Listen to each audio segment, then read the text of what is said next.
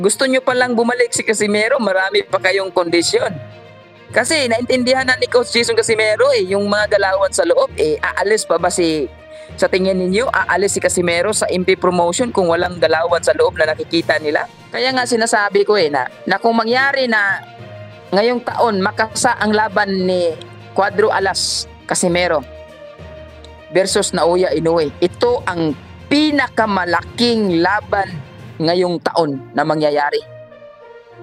Kung makasa ang laban ni Cuadro Alas Casimero versus Naoya Inoue, ito ang pinakamalaking laban na mangyayari sa taong 2024. Yo! Cuadro Alas 3-time world champion ng angas ng Pinas, Batang Ormoc, Jonrel Casimero. Guys, kung bago lang kayo sa YouTube channel na to, Uyod Boxing Fanatics, so ano pa hinintay nyo? Mag-subscribe na! Let's go!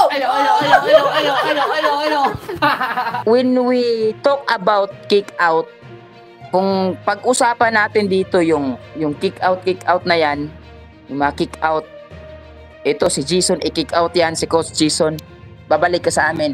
Alam nyo, ito real talk to, alam nyo kung sino dapat i-kick out? Si Coach Jason Casimero na head coach ni Cuadro Alas Casimero at malaki nang napatunayan at naambag bilang 3 Division World Champion si Casimero, or itong si Boy Welcher. Kasi aside sa nakakahiya, kung mag-asta para siya yung president ng MP promotion. Tapos dahil sa kanya minamalas ang mga boksingero. Dahil sa kanya ang mga boksingero halos lahat sa MP promotion natatalo dahil sa kanya. Kaya dapat tanggalin na yan. Sean Gibbons, wake up call to sa'yo. Patanggalin na yan kasi pagulo yan eh. Ano ba yung ambag ni Boy Welcher? Wala namang ambag yan eh. Pagulo lang. Dahil sa kanya, bakit ko sinasabing pagulo? Dahil sa kanya, nag-aawa yung mga boksingero natin. Dati si Martin walang buzzers. Ngayon, marami ng buzzers dahil sa kanya, dahil ginagamit niya si Martin para inisin at asarin si Casimero. Ngayon, si Marlon Tapales na naman gagamitin niya. Tapos sasabihin pa niya na laos, kangkong. Kung makapagsabi, grabe, wagas. Kung makapagsabi, wala na, laos na, kangkong. Nasa kangkungan ka na, wala kang ambag sa Pilipinas. Grabe kung makapagsalita. Tapos, yung iba naman naniniwala na uuto. Na alam natin ngayon, si Casimero, #1 trending.